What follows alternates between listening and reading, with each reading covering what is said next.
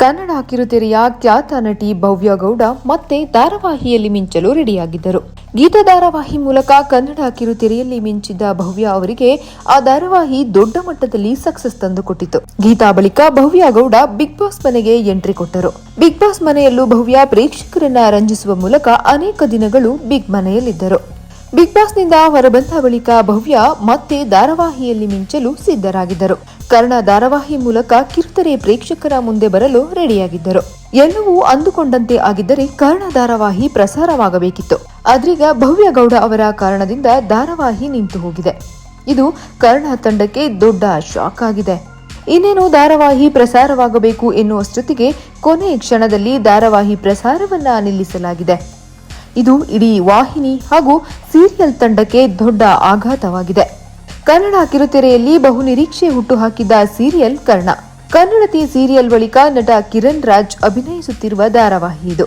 ಕಿರಣ್ ರಾಜ್ ಮತ್ತು ಭವ್ಯ ಇಬ್ಬರು ಮೊದಲ ಬಾರಿಗೆ ಒಟ್ಟಿಗೆ ಕಾಣಿಸಿಕೊಳ್ಳುತ್ತಿರುವ ಧಾರಾವಾಹಿ.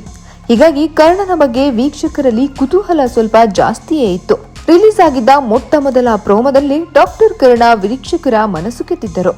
ಎಲ್ಲವೂ ಪ್ಲಾನ್ ಪ್ರಕಾರ ನಡೆದಿದ್ದರೆ ಜೂನ್ 16ರ ರಾತ್ರಿ ಕನ್ನಡ ಧಾರಾವಾಹಿಯ ಮೊಟ್ಟ ಮೊದಲ ಸಂಚಿಕೆ ಪ್ರಸಾರವಾಗಬೇಕಿತ್ತು. ಶೂಟಿಂಗ್ ಎಲ್ಲ ಮಾಡಿಕೊಂಡು ಪ್ರೋಮೋ ಕೂಡ ರಿಲೀಸ್ ಮಾಡಿ ಕನ್ನಡ ಧಾರಾವಾಹಿ ಕೊನೆ ಕ್ಷಣದಲ್ಲಿ ನಿಂತು ಹೋಗಿದೆ.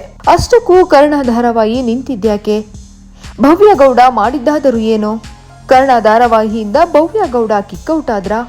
ಇದೆಲ್ಲದರ ಬಗ್ಗೆ ಸಂಪೂರ್ಣ ವಿವರ ಇಲ್ಲಿದೆ.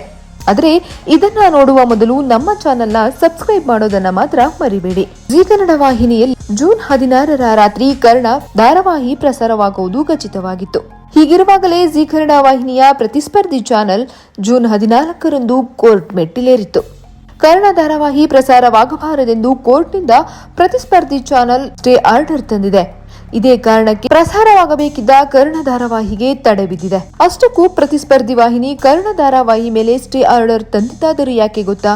ಜಿ ಕನ್ನಡ ವಾಹಿನಿಯ ಪ್ರತಿಸ್ಪರ್ಧಿ ಚಾನೆಲ್ ಜೊತೆ ಭವ್ಯ ಗೌಡ ಅವರ ಅಗ್ರಿಮೆಂಟ್ ಆಗಿತ್ತು. ಬಿಗ್ ಬಾಸ್ ಮನೆಯಿಂದ ಹೊರಬಂದ ಬಳಿಕ ಭವ್ಯ ಗೌಡ ಅವರು ಒಂದಿಷ್ಟು ಅಗ್ರಿಮೆಂಟ್ ಪ್ರಕಾರ ನಡೆದುಕೊಳ್ಳಬೇಕಿತ್ತು. ಕೆಲವು ತಿಂಗಳುಗಳ ಕಾಲ ಬೇರೆ ವಾಹಿನಿಯಲ್ಲಿ ಕೆಲಸ ಮಾಡುವಂತಿರಲಿಲ್ಲ. ಆದರೆ ಅಗ್ರಿಮೆಂಟ್ ಮುಗಿಯುವ ಮೊದಲೇ ಭವ್ಯ ಕನ್ನಡ ಧಾರಾವಾಹಿ ಮೂಲಕ ಜಿ ಕನ್ನಡ ವಾಹಿನಿಯಲ್ಲಿ ಪ್ರಸಾರವಾಗುವ ಧಾರಾವಾಹಿಯಲ್ಲಿ ಮಿಂಚಲು ರೆಡಿಯಾಗಿದ್ದರು. ಹಾಗಾಗಿ ಪ್ರತಿಸ್ಪರ್ಧಿ ವಾಹಿನಿ ಕೋರ್ಟ್ ಮೆಟ್ಟಿಲೇರಿದೆ. ಇದರಿಂದ ಕನ್ನಡ ಧಾರಾವಾಹಿ ಪ್ರಸಾರಕ್ಕೆ ಈಗ ಸ್ಟೇ ಬಂದಿದೆ. ಭವ್ಯ ಗೌಡ ವಿಚಾರಕ್ಕೆ ಕೋರ್ಟ್ನಿಂದ ಸ್ಟೇ ಬರುತ್ತಿದ್ದಂತೆ ಅವರಿಗೆ ಸಂಬಂಧಿಸಿದ ಕನ್ನಡ ಧಾರಾವಾಹಿಯ ಎಲ್ಲಾ ಪೋಸ್ಟ್, ವಿಡಿಯೋ ಹಾಗೂ ಪ್ರೋಮೋಗಳನ್ನ ಭವ್ಯ ಸೋಷಿಯಲ್ ಮೀಡಿಯಾದಿಂದ ಡಿಲೀಟ್ ಮಾಡಿದ್ದಾರೆ. ಭವ್ಯ ಗೌಡ ಅವರ ಸೋಷಿಯಲ್ ಮೀಡಿಯಾ ಅಕೌಂಟ್ಗಳಲ್ಲಿ ಕನ್ನಡ ಸೀರಿಯಲ್ಗೆ ಸಂಬಂಧಿಸಿದ ಯಾವುದೇ ಪೋಸ್ಟ್ಗಳು ಇಲ್ಲ.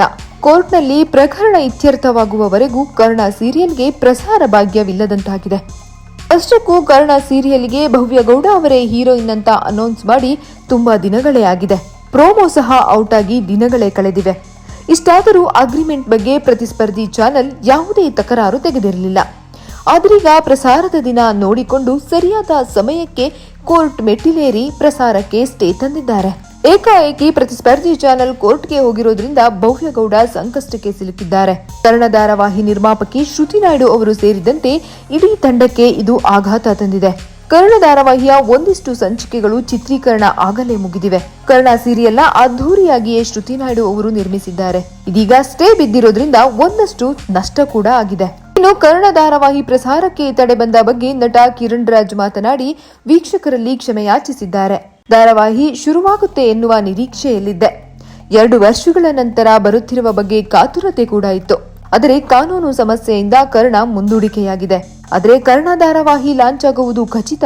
ನಮಗೆ ನ್ಯಾಯ ಸಿಕ್ಕೇ ಸಿಗುತ್ತೆ ಎಂದು ಕಿರಣ್ ರಾಜ್ ಹೇಳಿದ್ದಾರೆ. ಕನ್ನಡ ಧಾರಾವಾಹಿ ಯಾವಾಗ ಪ್ರಸಾರವಾಗಲಿದೆ? ಈ ಕೋರ್ಟ್ ಸಮಸ್ಯೆಗಳೆಲ್ಲ ಯಾವಾಗ ಮುಗಿಯಲಿದೆ ಎನ್ನುವ ಕುತೂಹಲ ಅಭಿಮಾನಿಗಳಲ್ಲಿದೆ.